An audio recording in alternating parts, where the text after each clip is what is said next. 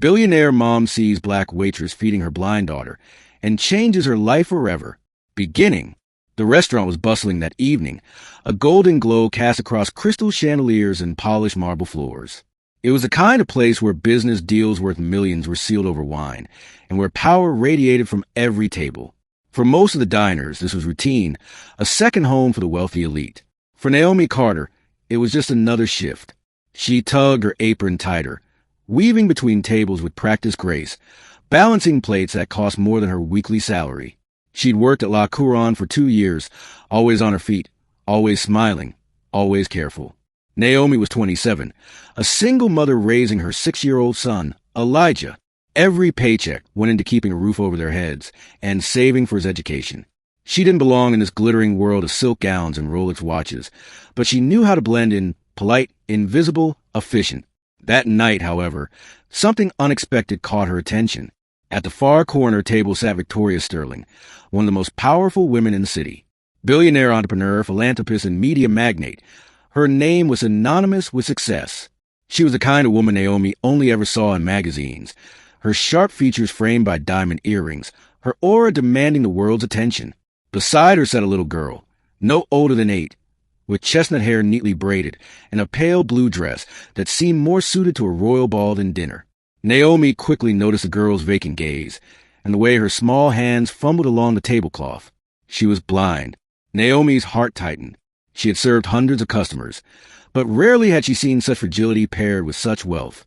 Victoria was busy discussing something on her phone, her voice clipped and commanding, while her daughter quietly tried to reach for the spoon resting on her plate of soup. The girl's hand trembled, nearly knocking it over. Naomi saw it coming before it happened, hot broth spilling onto the expensive dress, followed by inevitable reprimands. Instinct took over. Naomi knelt down swiftly, steadying the bowl just in time. "Here, sweetheart," she said softly. "Let me help you." The girl froze, then tilted her head toward Naomi's voice. I can't. It's okay," Naomi reassured her, gently guiding the spoon to her lips. One bite at a time. The child smiled, tasting the food without spilling a drop. Naomi didn't notice the phone call had gone silent. Victoria Sterling was watching. Middle.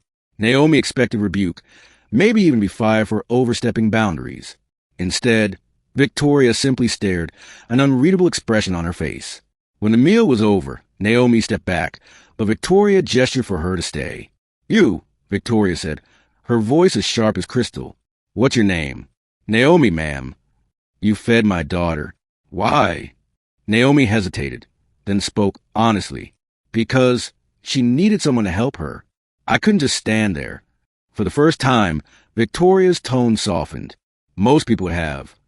Over the next hour, Naomi found herself doing something she'd never expected, caring for the billionaire's blind daughter as if she were her own. She guided her hand across utensils, described the dishes vividly, even whispered stories to make her laugh. The little girl's name was Clara. By the end of the evening, she clung to Naomi's hand like an anchor. When the dinner ended, Victoria stood, extending a crisp card. "Come to my office tomorrow. Noon. Don't be late." Naomi blinked. "Ma'am." "I want to discuss opportunities," Victoria said. Then she turned, heels clicking against marble, her daughter following close behind. Naomi barely slept that night. What could a billionaire possibly want with her? By morning, she almost convinced herself it was a mistake. But Elijah, ever curious, asked why she looked so nervous, and she couldn't bring herself to lie. At noon sharp, Naomi arrived at the towering glass headquarters of Sterling Enterprises. Security ushered her to the top floor, where Victoria's office overlooked the entire city. Victoria gestured for Naomi to sit.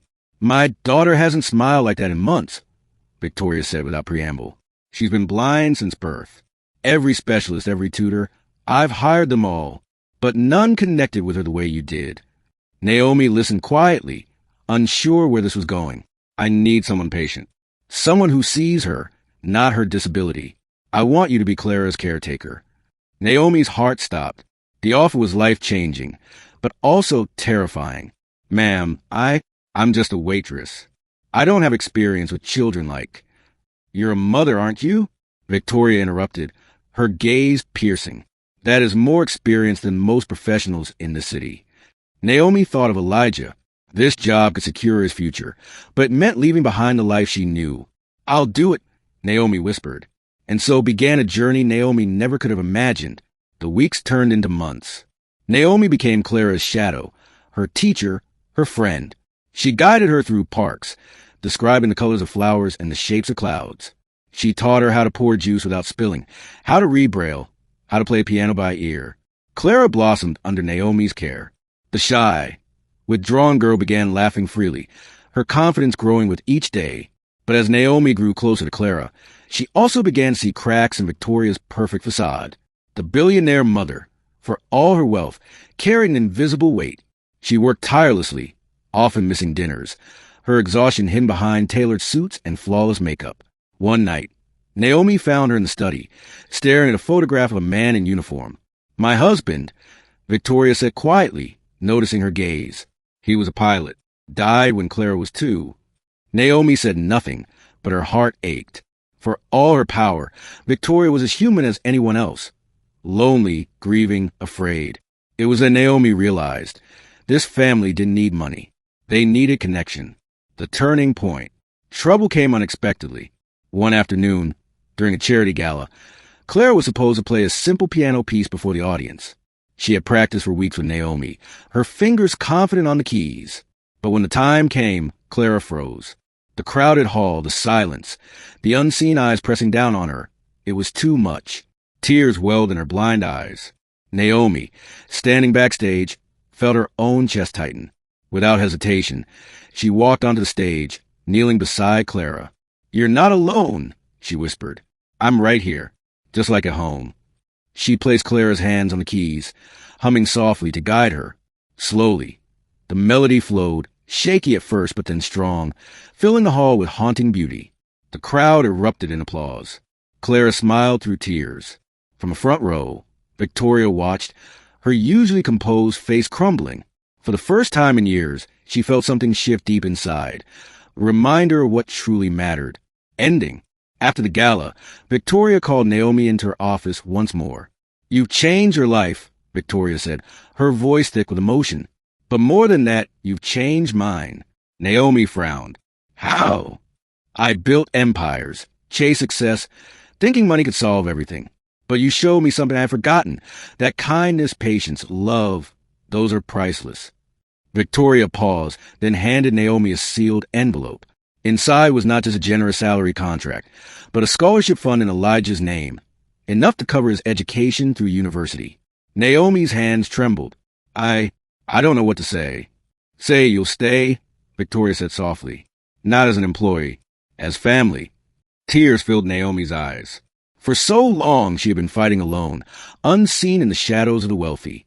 Now, she realized her simple act of kindness had built a bridge between worlds. From that day forward, Naomi's life was forever changed. No longer just a waitress, no longer just surviving. She had found purpose, love, and a new family. And as Clara played the piano each evening, laughter filling the halls of the Sterling estate, Victoria often thought back to that first night. The night she saw a waitress feed her blind daughter. The night everything changed.